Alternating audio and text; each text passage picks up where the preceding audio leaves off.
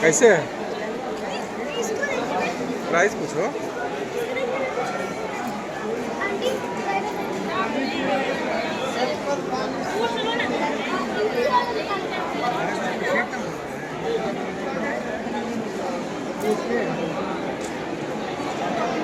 ये ठीक लग रहा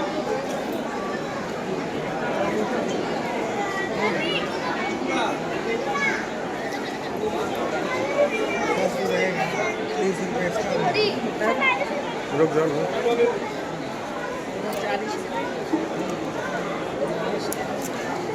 अच्छा लग रहा है।